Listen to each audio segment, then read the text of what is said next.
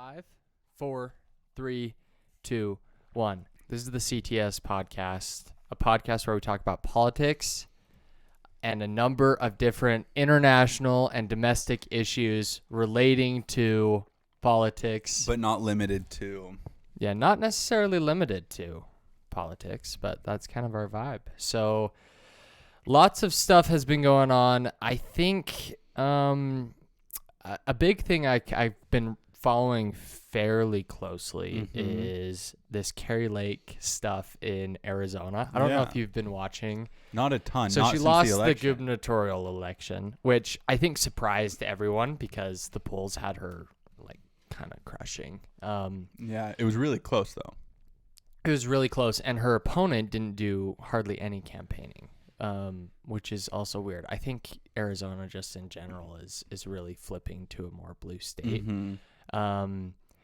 And, you know, she's been going around acting like she's the acting governor. You know, she was on Steve Bannon's show and, you know, saying, well, we're still going to continue as planned with all these things. And she's got all these election She's lawsuits. acting like she's the governor? Yeah, she's talking and acting like she's going to be the governor. That's bizarre. Yeah, kind of crazy, you know, Trump-ish psycho vibes. But didn't he like come out and like isn't backing her? Really? I thought that's what, or at least hasn't come out like in like heavy support of her. I don't know. I haven't really been following Trump that closely as of these last couple weeks, but yeah, just kind of interesting that she thinks she won, and all her election lawsuits are getting thrown out the door. Yeah. In the next week or two. Kind of crazy, but you know, It's pretty funny. it is. It's pretty embarrassing, actually, for being honest. Well, because like you lose, and everyone kind of, because besides her, there wasn't a ton of people that were like upset about the elections this time. Certainly not as much as the like general, right? Like the presidential election. Yeah. So it's weird to really like bunker down on that. Like that's your message, because you've kind of already seen like people bought into it, but then all the January 6th stuff happened, and now it's very kind of taboo to like espouse that. Yeah. So, yeah, it is weird to double down on your kind of claims there. Dude, let me talk to you about this. I'm not sure how familiar you are, but you know who Dianne Feinstein is, right? The senator from California. California, yeah. You know how old she is? Huh. So I'll tell you right now. You know how we talk about like, oh, Biden's so old, Trump is so old. Yeah. Dianne Feinstein is 89 years old. There should be age limits. So hear me out. She has, even though her party has been calling for her to like step down, just because of her age, she refuses to. Yeah. She's actively refusing to step down, and she's gonna run out her term. And she is having like severe memory loss. Like, well, you're 89, right? Like at that point, it's not. yes. Like I get being like, okay, like they're healthy, like 75-year-olds that you're like, oh man, like this person like can function pretty normally. When you start hitting like 90, like there's very, very few people that hit 90 and don't have super severe fairly severe health problems that would affect you being a politician. Like Feinstein makes Biden look like a prime Shakespeare.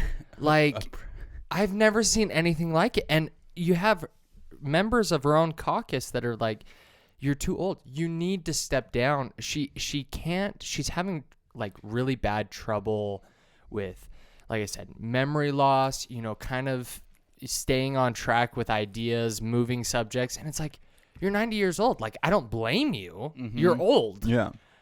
Thank you for everything that you've done, but it's time to hit the hay. Go rest in bed and watch all the reruns of Housewives of New Jersey or something. Well, I mean, it's like the Supreme Court. I'm totally blank on his name right now. They just stepped down. Breyer? Yeah. It's just like, oh yeah, like I'm getting old. I want to spend time with my family. It's weird.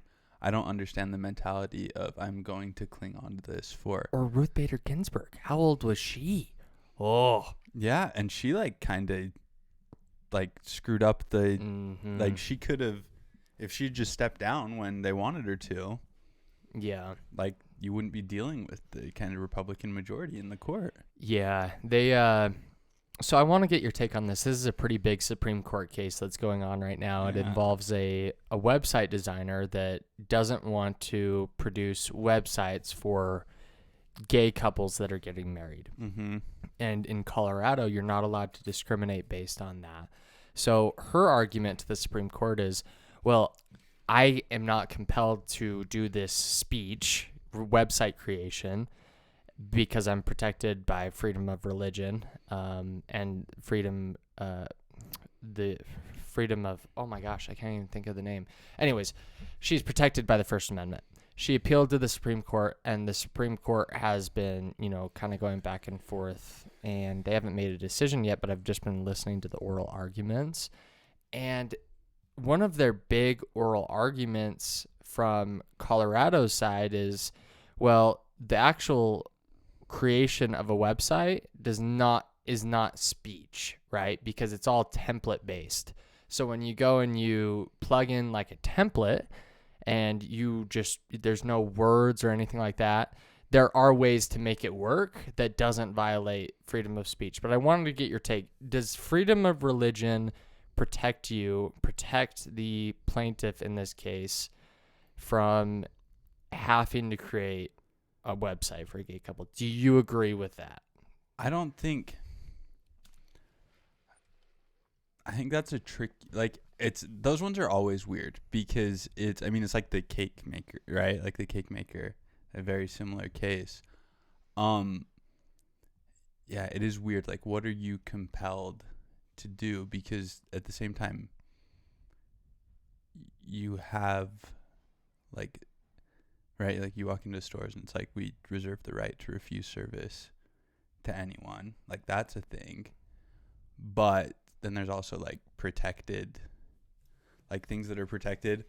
Yeah, I don't know. And I don't know about the argument on like the website is free speech or isn't free speech, because like it's not just templates, right?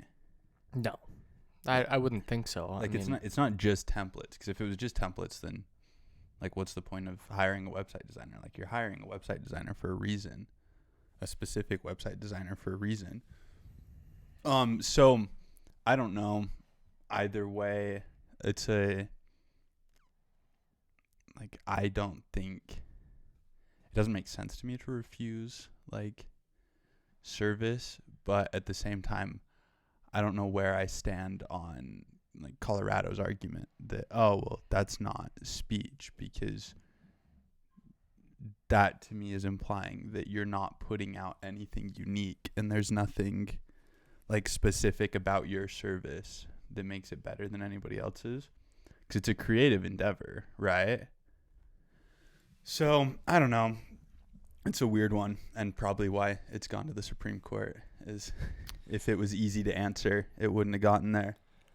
Well, and the Supreme Court from their questions seemed to be narrowing in on this idea that because it involves this idea of speech, it's different than if you had someone come in and they were turned away. Let's say they wanted to buy a car, right? Yeah. You want to go buy a car.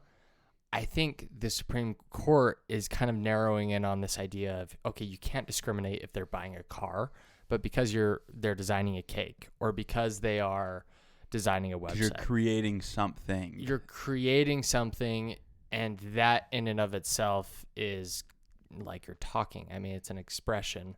Yeah. So, and the Supreme Court has held previously that artistic creations are a form of speech and they are protected. Certainly. So I think that's kind of where I am too. It's the states can and should force businesses to serve gay people because it's who they are. You shouldn't be able to discriminate, but I think it gets a lot trickier when you're talking about something that involves speech. I don't think you can compel speech, which I think is what the Supreme Court is going to say in their decision. I think they're going to say You can't compel speech, but if you walk in and you're getting the exact same product, then yes, you can. You have to.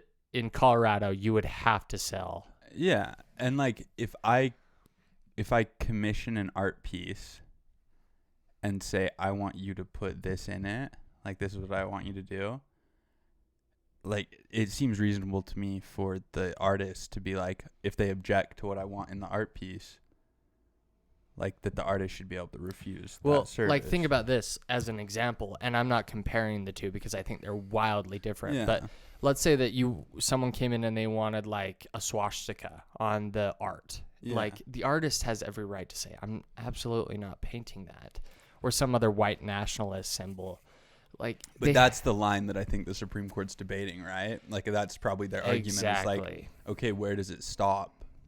Which I don't like. And like I said, I think they're different. I think serving 2 gay people is a lot different than putting white nationalist symbols on something. But just as a point, that if you open the door for compelled speech, you know, it's a slippery slope from there. Trying to think what else has kind of gone. Oh, Zelensky is in the U.S. right now. Yeah, Times Person of the Year too. Yeah, that's interesting. Wartime president, he addressed Congress.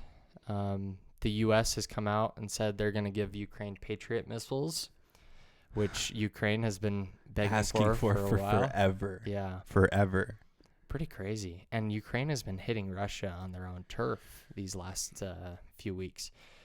I still think, you know, where does it end? Are we going to fund this war forever? Because it's not sustainable. Putin dies. I think I've been saying that since like almost the start. Yeah, but you think the guy that comes in, he's not going to continue? No. Nope. Not a chance. I don't think he does. That's an interesting take. Because I don't think, I mean, from everything I've seen is that like this is very much Putin's thing. Like Putin doing this. And even like a lot of his top advisors are like, they don't like it. So I think Putin dies. What do you think about the Griner and the Merchant of Death swap? It's a pretty crazy like framing device to like WNBA star exchange for Merchant of Death. Isn't that what it is? Yeah, but like we all know like nicknames like that are like a little bit like they're meant to kind of inspire fear, right? Like so it's not entirely fair. It is, yeah, it doesn't feel like a super even trade, like politically wise. I think you have to do it though. That's my thing is, and I was getting into it with someone over this the other day. They were like, well, they should have gone after Paul Whelan. Well, Paul Whelan wasn't on the table. I think Russia was pretty clear that and they even were if not Paul going to Whelan trade. was on the table, like he was a spy. It's a totally different charge. He was a spy. He was a spy. not or like allegedly. And why does why does the State Department deny that he was a spy? He was totally a spy. He was allegedly a spy. We'll cover our butts a little bit there. But little different. It's a little different. I think that, and I was talking to someone, I was like, if you were taken, wouldn't you want your country to have your back? And, he was saying, well, that they would never trade. Griner is more of a public figure than any other American citizen would be. Any other normal American citizen. They wouldn't have traded Paul Whelan for me. Yeah. Or not Paul Whelan, the Merchant of Death for me. Yeah.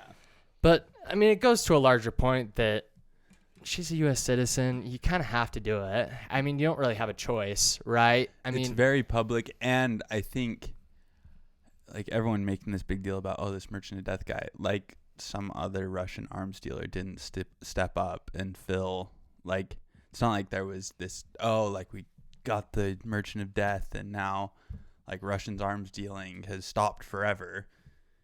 Continued exactly the same way it always had. And so I don't know, I've seen so many people that are like, this is ridiculous, like blah blah blah, whatever. And I'm like, I think you have to do it. I don't think there's any option. Yeah, I would agree.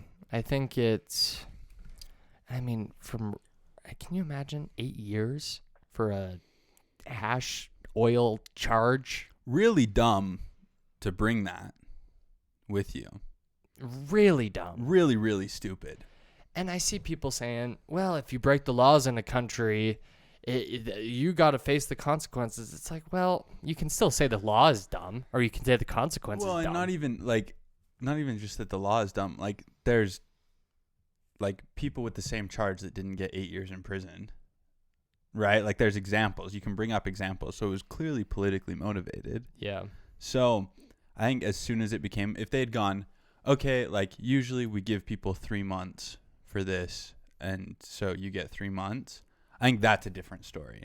But the fact that it was like, oh, they threw the book at her, and kind of it was unfair in that sense, like it wasn't normal how it was normally kind of prosecuted. I think at that point it becomes political, and then the government has to get involved, no matter who it is, really. Right. Yeah, that's a good point. Trying to think what else has kind of gone down. Oh, the Twitter stuff. Yeah. Have you heard about all the Twitter stuff with, it's being rumored or reported that the FBI paid Twitter a bunch of money to take down a bunch of quote unquote misinformation? And is that real? I don't know how much I believe. So it's all coming directly from Twitter and Elon. But is it actually? Because I keep seeing like, oh, like crazy Twitter files, and then it's like some random right-wing journalist, like blue check mark, like tweeting out screenshots of stuff. So let's look. So like, I'd be much more, and like I guess it's like, I'm assuming it's real, but why doesn't Elon just get on his account and publish the link to these files and let people go through and read them? So the FBI is responding to Twitter files revealing that the agency regularly contacted employees at the social media giant to notify them of accounts that may constitute violations of the company's terms of service. FBI officials told Fox News that the agency didn't ask Twitter employees to quote-unquote take action based on the information provided, and said the information was provided so that Twitter employees can make a determination on whether for sure to take action. Yeah, right. So there was no payments though, right? Because if there were payments, then that becomes like a huge, huge deal. We are providing it so that they can take this is from the FBI. We are providing it so that they can take whatever action they deem appropriate under their terms of service to protect their platform and protect their customers. That's pretty insane that the FBI is like narking on like that stuff. They have a real interest in protecting Twitter customers. That's good. I wonder if they take that same interest with every other company. Well, I think that's the oath you take when you're become an FBI agent, is like, I will protect Twitter. I swear to protect Twitter customers. Pretty wild though, right? I mean, because it also depends on, because if it's like people inciting violence on Twitter, I kind of get it, right? Like, where do you think the FBI should be involved? If they're inciting violence, I think so. Like, if FBI is investigating somebody for like inciting because I mean that's within the FBI's purview, right? Is like people actively planning or whatever, that stuff. So at that point I can see it, but if it's like vaccine stuff or like Hunter Biden laptop story, that stuff, if it's that stuff, that's when it becomes, I think, a big deal. You know, the FBI has run into a lot of flack these past this past, since 2014. Since the Russian stuff.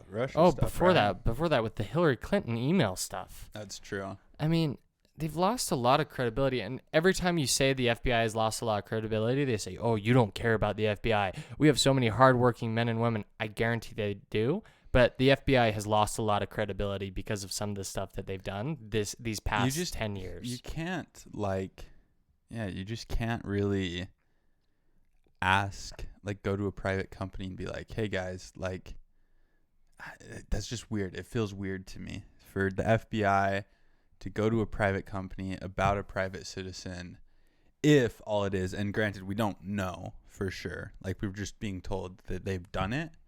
And I think there are some cases where it'd be okay for them to do that.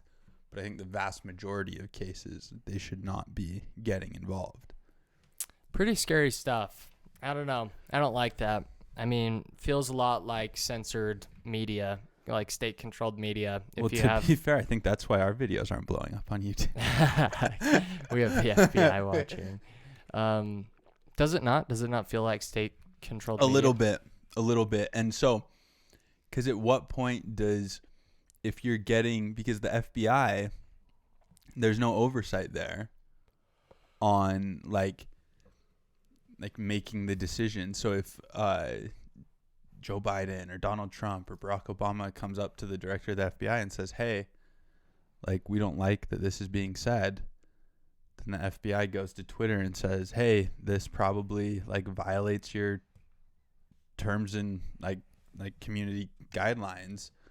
That starts to get a little weird. And that's speculation, but it's something that's entirely possible that could have happened. Yeah. Well, shall we wrap this up? Let's call this one. Okay, this is the CTS Podcast, episode 67. Thank you guys for being here.